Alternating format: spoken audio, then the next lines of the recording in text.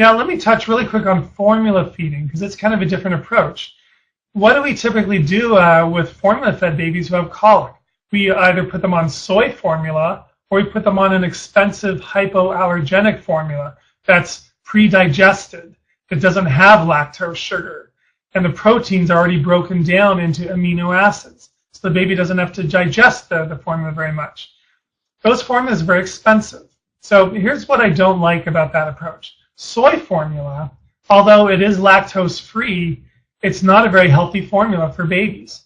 And the American Academy of Pediatrics doesn't recommend the long-term use of soy formula in babies. It's only designed for temporary use during certain medical situations. Soy formula is not healthy because it doesn't have the right proteins in it. So soy is not a great answer. The expensive hypoallergenic lactose-free formulas are not a good answer either because they don't have lactose.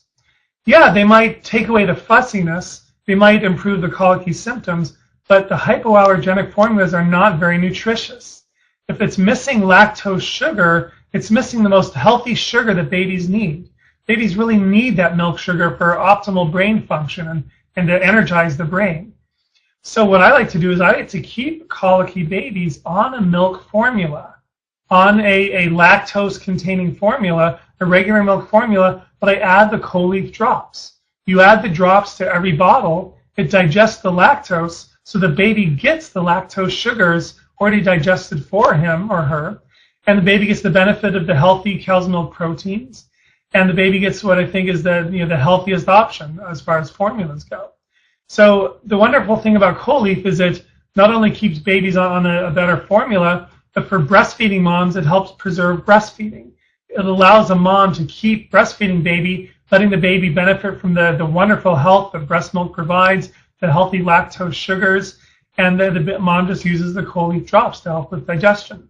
So it's a wonderful solution to colic. It's a new solution. They've been using this over in Europe for, I think, 15 years, and they've kind of been hiding it from us. Europe likes to do that. They like to be a little ahead of the U.S. when it comes to natural solutions to health problems. And so this is one that I'm thrilled now is available in the United States. It's Colief Infant Drops. It's available in pretty much every drugstore. I know they have it in CVS and a lot of grocery stores. So that's kind of my talk on colic. Where can you find us? Because I know you have a lot of questions. We'll answer some questions today. I'm available online to answer questions ongoing in the coming years. So where can you find me? First of all, we're on Facebook, Colief Infant Drops.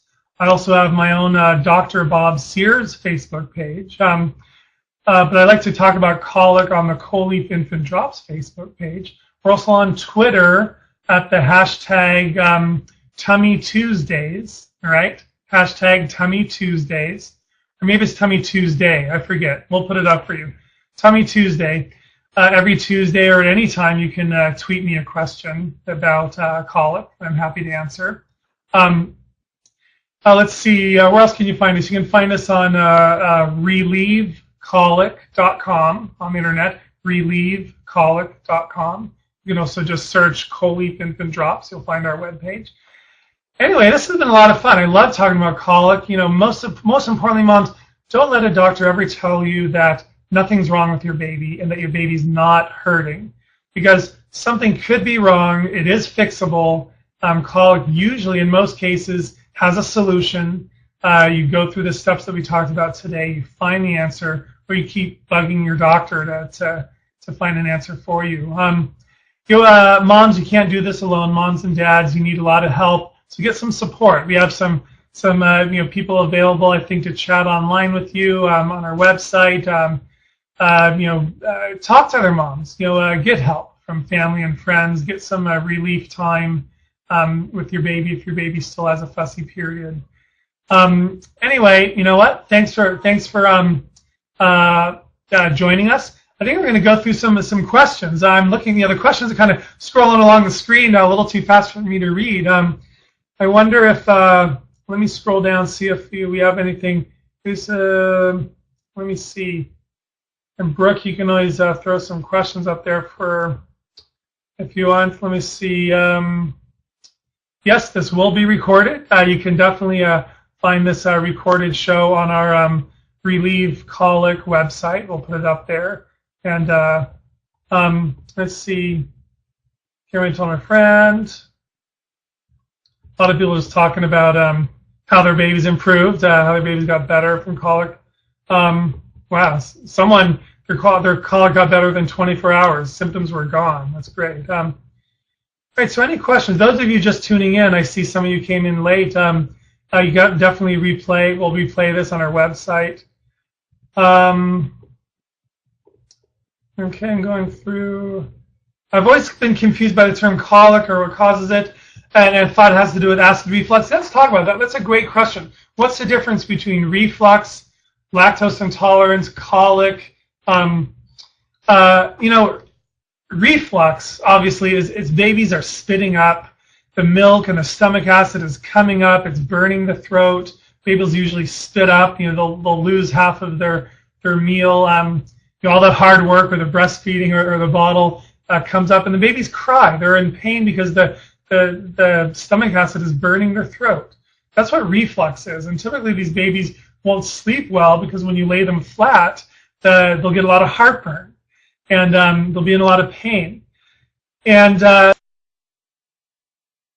so you can usually identify reflux by those factors: spitting up, painful spitting up. Won't lie down, will kind of regurgitate a lot, kind of act like they're sort of choking or gurgling on something when they're laying down. It's a lot of times associated with right after feedings, painful spitting up, and symptoms when lying down. And babies with reflux typically will improve when you keep them upright after feeding. You have them sleep upright, a little bit of an angle, maybe shorter feedings, more frequent feedings. Now, the baby with colic, on the other hand, tends to cry, maybe not so much related with feedings, maybe sometimes after feedings, but they don't necessarily have much spitting up. And they tend to sleep pretty well once you get them to sleep. Once those exhausting hours of crying are over, the colicky baby might sleep pretty well, whereas the reflux baby may not. Now, babies can have both, definitely. The colic and reflux can go hand in hand because the causes can be similar. The causes of reflux can be food intolerance, cow's milk protein allergy, just like it can cause colic. So any mom with a baby with reflux and or colic should take all cow's milk out of her diet. She should take other irritating foods out of her diet. See if the reflux improves. Colief Infant Drops are not designed to treat reflux. We don't have any research data showing it improves the actual spitting up of reflux.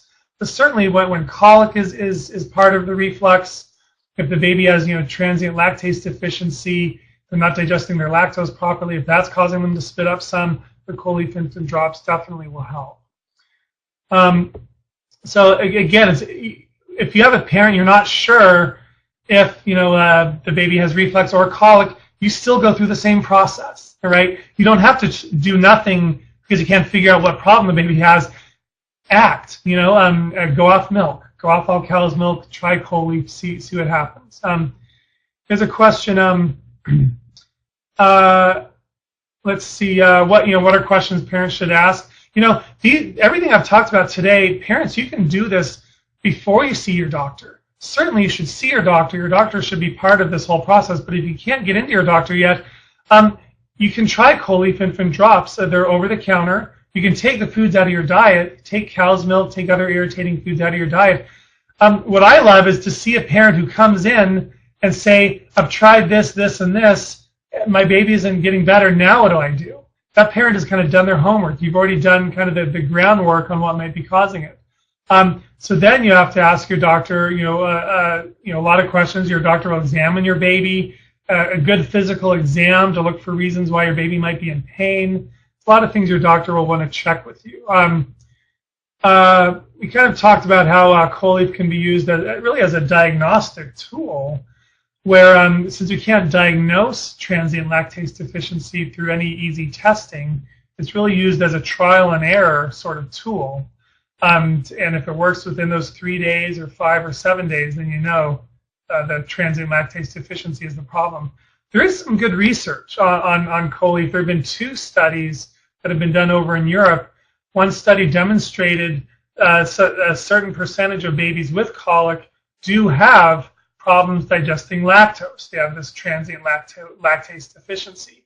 Then another research study using Colief Infant Drops did demonstrate significant improvement in about, I think it was about 35 to 40% of babies showed significant improvement in their colicky symptoms.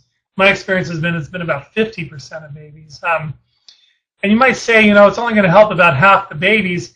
Well, you know what? I'm thrilled for those half of the babies that I can help, because before Colief, there wasn't an option for those babies if all the other dietary changes didn't help. You know, there's some questions about how do we administer Colief? How do we give it to the babies? If you're giving a baby a bottle of formula or pumped breast milk, which is healthier, of course, then you would put the drops into the bottle, wait a certain amount of time. There's some great directions that come with the product. You wait the recommended amount of time, and then you feed the baby the drops.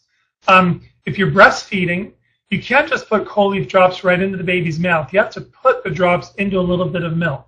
You either you hand express a little bit of maybe a half an ounce of breast milk into a little sterile cup or a little spoon or a little bottle, and you feed that to the baby with the drops in it, so the baby can swallow the drops within a little bit of milk. You can also keep some pumped milk on the side or in the refrigerator for this purpose. Then you continue breastfeeding as you normally would. It takes some getting used to, but if it works, if your baby does have transient lactase deficiency, you hopefully will see wonderful results within a very short time.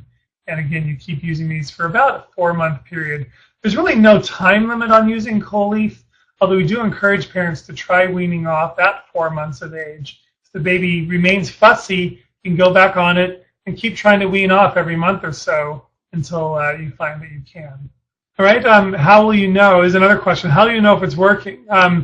You'll know. You know, your baby will improve. The crying will become less. Another question, if your baby stops crying when you hold her but cries when you put it, could it still be colic? Great question. So the question is, if you have a fussy baby who only cries when you put him down, but as long as you're holding the baby's as happy as can be, that's not really colic. Colicky babies have crying and colicky symptoms even when you're holding them, no matter what you're doing. A baby who just fusses when you put him down but is happy when you're holding him, we call that a high-need baby. We call that a baby that just likes mom and dad, likes to be held, likes the interactive time. And there are those babies. You know, these high-need babies need to be held more. They like to be worn in baby carriers. Now, sometimes you'll have a kind of a mixture, a baby who is happier when you're holding he or she, but is still kind of squirmy and fussy and unsettled, and the baby takes a lot of work to keep him happy. You have to kind of keep moving around. Say the baby's somewhat happy, isn't screaming all the time in pain, but the baby is a lot of work, you know, a lot of work to keep happy. That baby could have some tummy irritation. It could be due to maybe some mild transient lactase deficiency or mild cow's milk protein allergy or gluten sensitivity from mom eating gluten and wheat products. So those kind of fussy, high-need babies, I'll have those moms approach it as if the baby does have colic, so we can see if we can get the baby's tummy feeling a little better, see if that baby improves and gets happier and becomes a little easier to manage. The difference between Colief and other colic products that are out on the market. The difference with Colief is that Colief fixes the problem at the root. It corrects the underlying cause of the colicky symptoms. All the other products out there are what I call Band-Aids. Homeopathic remedies, herbal remedies, gas-relieving drops, they soothe the tummy after the irritation has started. It's like they're fixing it temporarily after the gas and the bloating and the pain have begun. They're not a solution. They don't fix the problem. They're just temporary relief. They do work for some babies, but I found that Colief, I think, is a better answer because, again, it fixes the root of the problem.